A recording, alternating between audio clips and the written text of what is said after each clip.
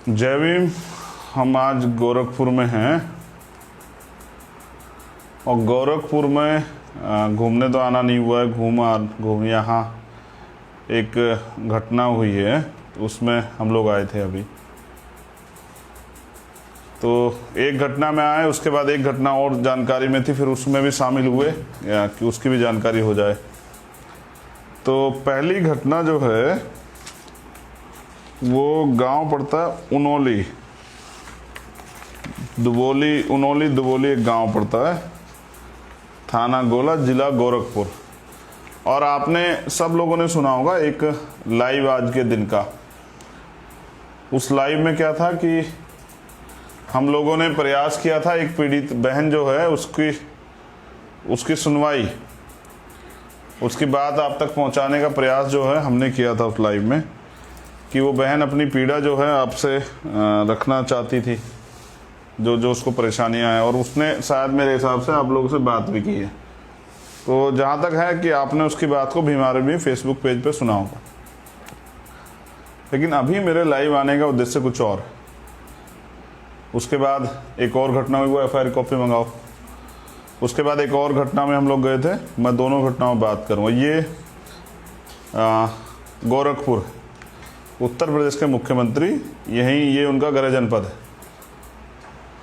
और योगी मॉडल आज हमने यहाँ देखा। योगी मॉडल में दलित कहाँ है और दलितों की क्या स्थिति है योगी मॉडल में, ये आज हमने देखा। तो यहाँ पहली घटना में अनीस कन्नौजिया, जो शेड्यूल कास्ट से आते हैं, दलित समाज से आते हैं, उनकी हत्या की गई। और हत्या का जो कारण था वो बिल्कुल यही एक स्पष्ट उसका कारण था हत्या का, कि उन्होंने एक ब्राह्मण समाज की लड़की से, जिनका नाम दीप्ति मिश्रा, उनसे शादी की थी। वो दीप्ति से मेरी मुलाकात हुई। दीप्ति का वीडियो मैंने आपको सुनवाया था। 6 महीने से दीप्ति प्रयास कर रही थी कि उनको पुलिस प्रोटेक्शन मिल जाए।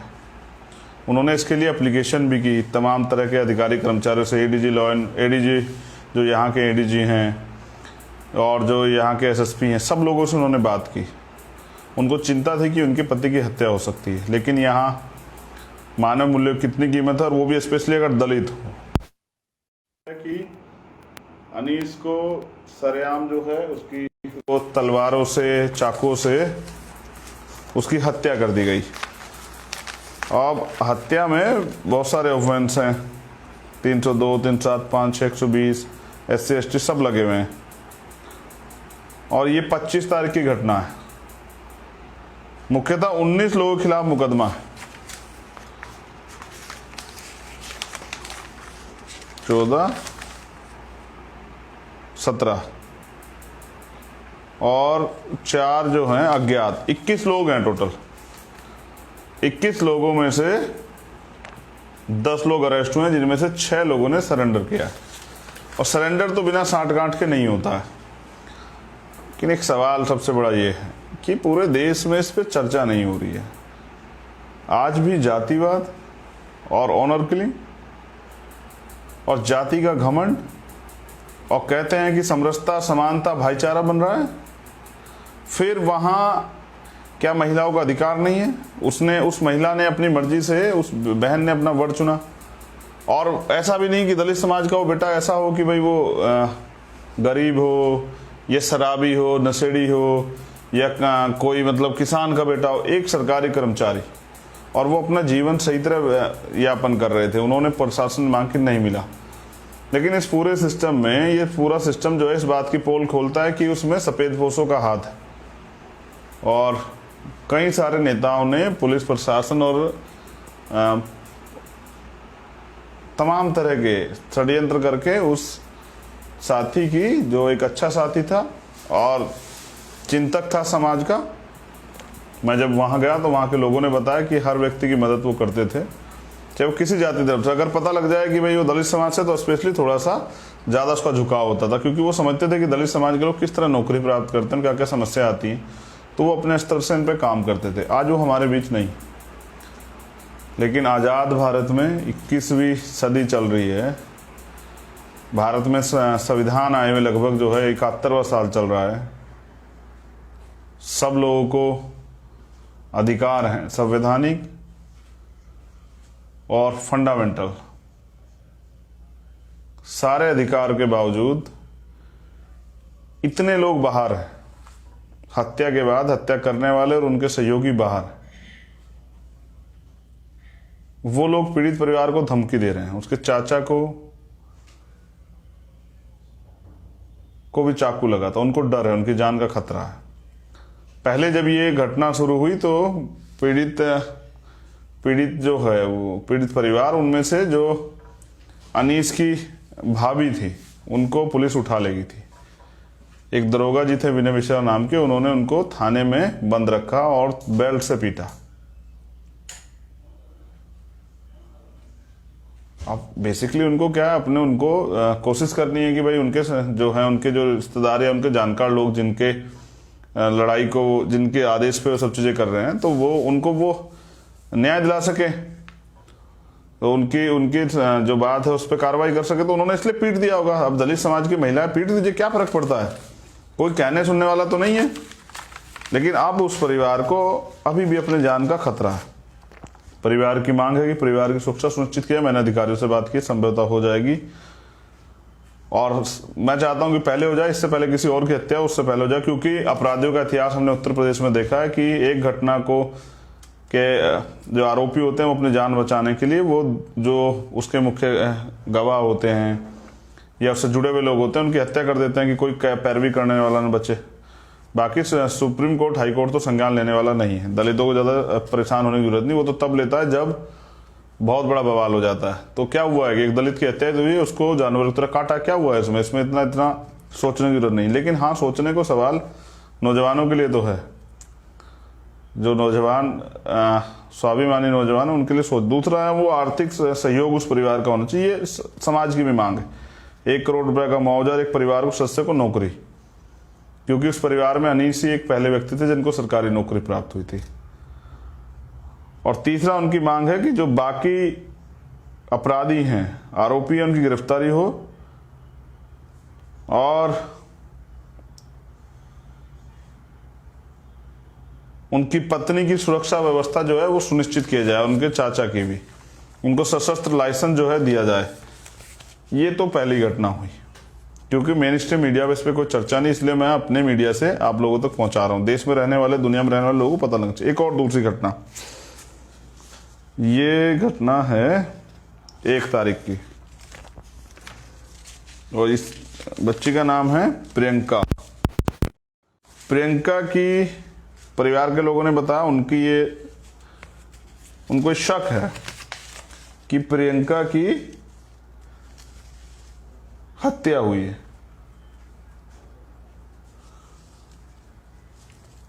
और प्रियंका के घर भी मैं गया।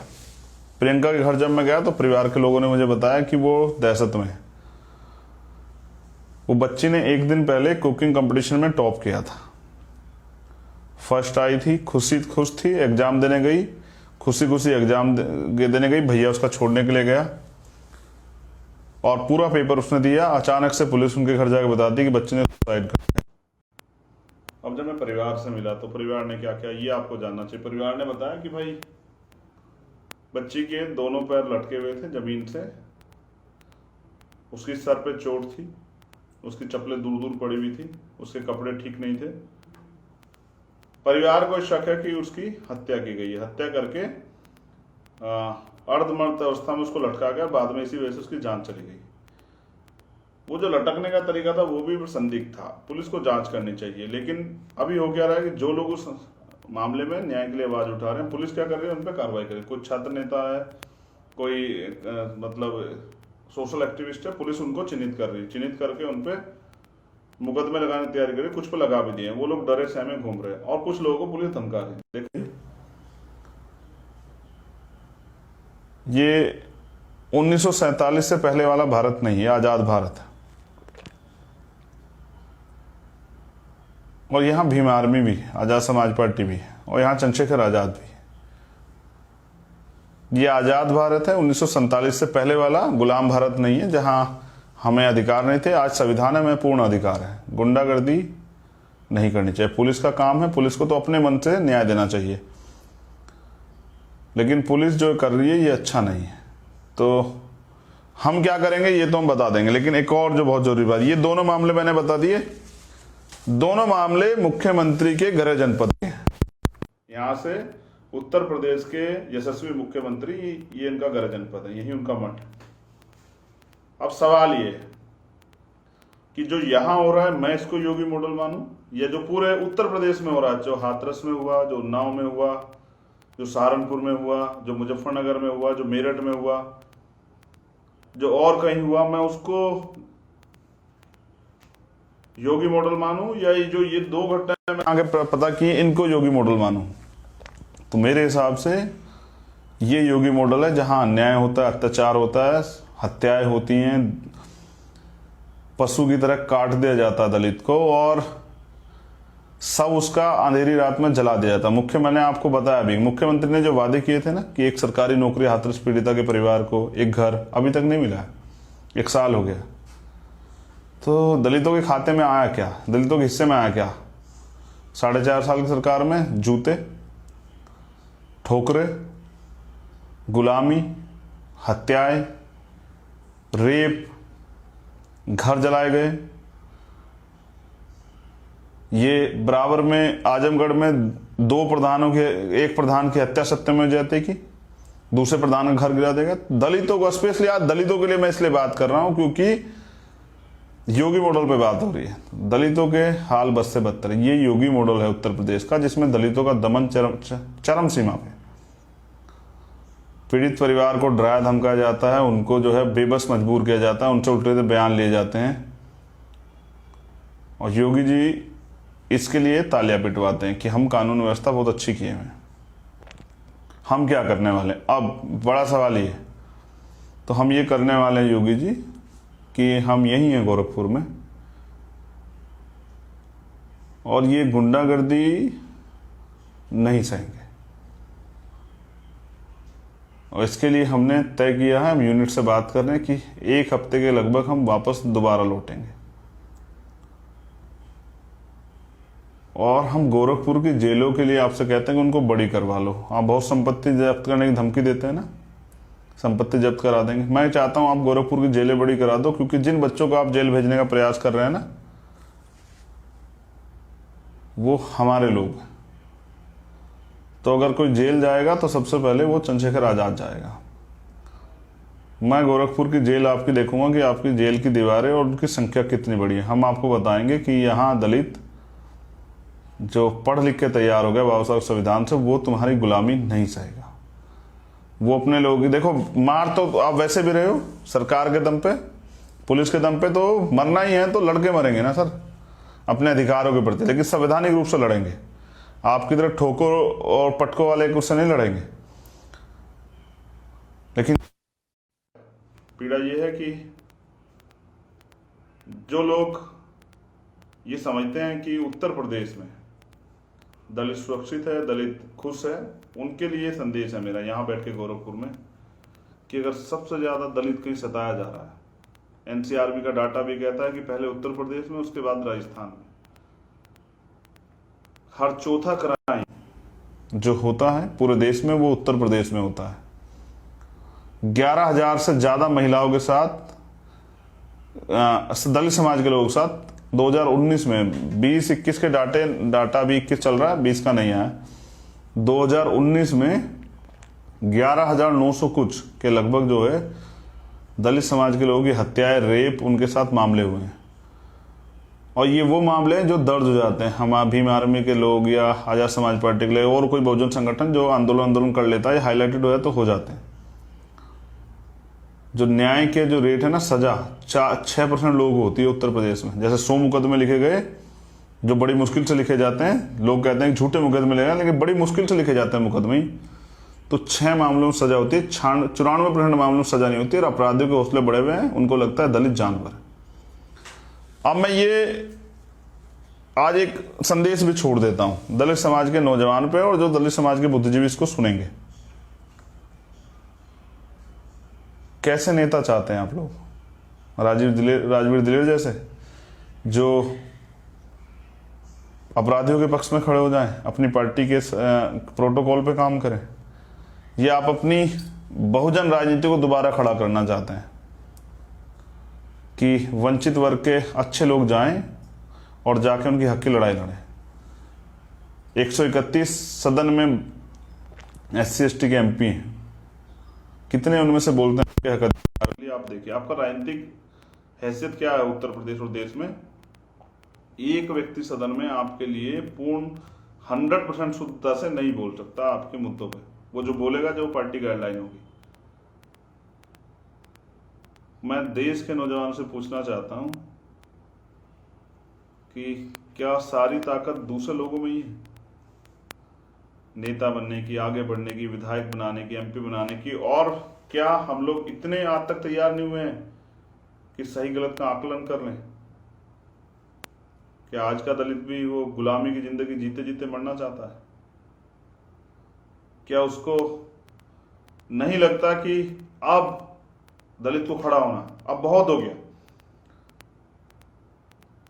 क्या राजनीतिक दल सिर्फ वोट लेने के लिए है कि 5 साल हुए, चुनाव का समय आया, मैं आ गया कि साहब मुझे वोट दे देना, मैं आपकी पार्टी? वो जो उस एक दिन से अलग जो दलित समाज के लोग सहते हैं, कहीं मूर्ति रखने पे 39 लोगों को आजमगढ़ में पीटा जाता है जानवर की तरह। कितनी घटनाएं। अब ये घटनाएं शेयर हुई कि एक बच्ची का यूपी में 2 बार रेप हुआ और लोगों ने उसको नाम दिया बिन ब्याही मां। उसकी क्या गलती थी? और जिस सरकार में दलितों का ये हाल, उस निकम्मी सरकार को बदलने के लिए क्या कर रहे हैं?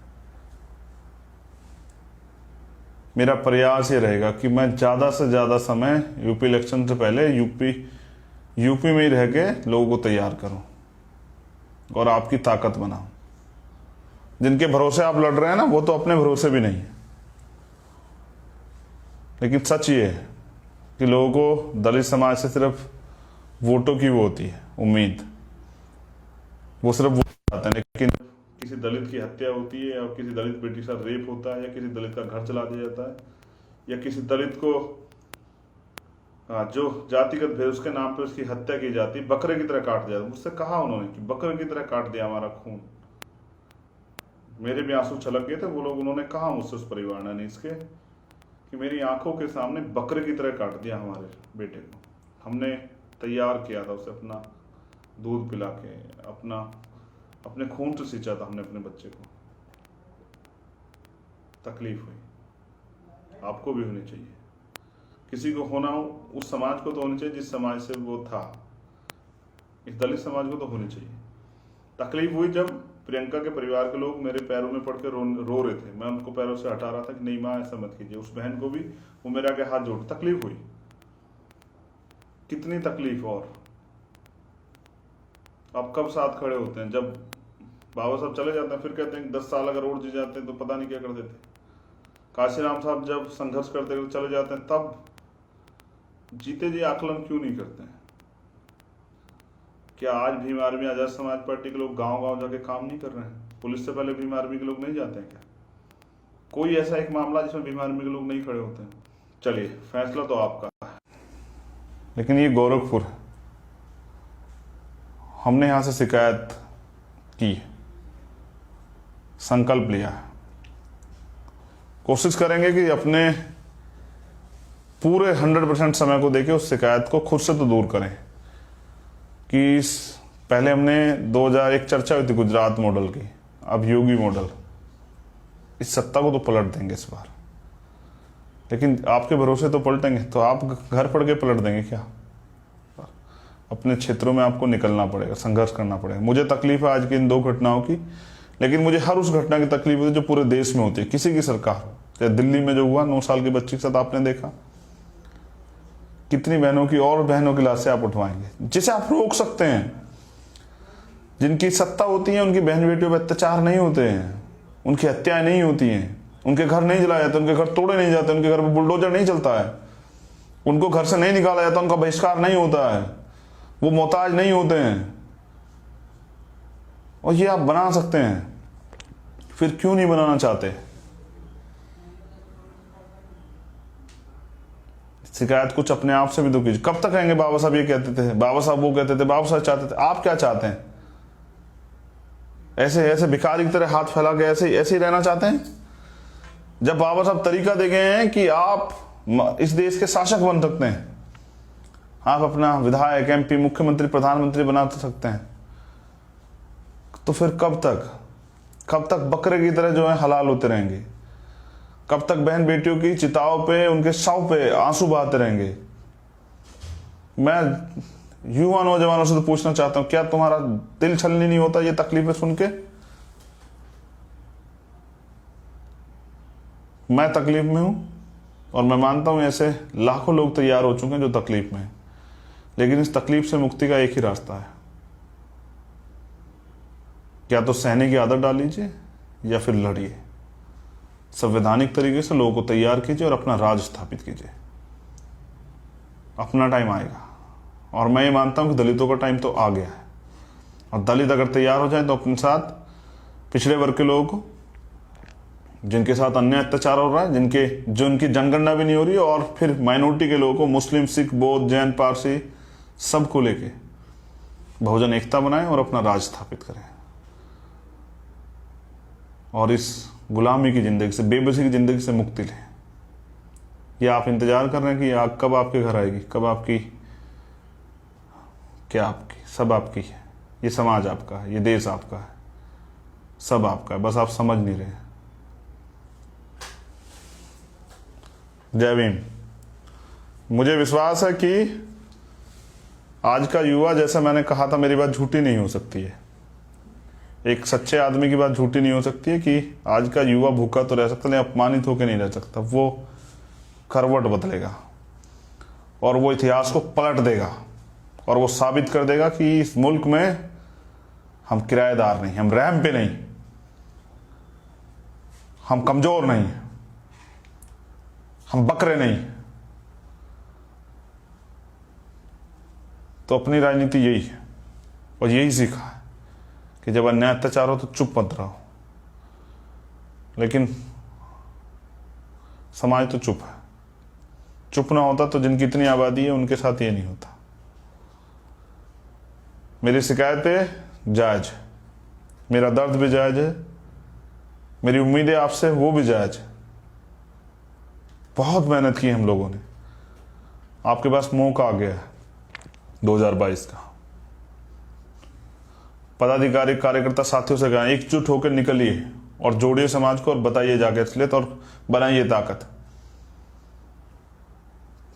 सत्ता की चाबी आपके हाथ में होगी, जिसको बनानी होगी वो आपके साथ मिलकर बनाएगा, और जब आपके हाथ में चाबी होगी तो फिर मैं देखूंगा किसी दलित पे, किसी मुस्लिम पे, किसी पिछड़े पे, किसी गरीब पे, किसी भी समाज, किसी बहन पे, किसी आदिवासी पे कौन अत्याचार करता है।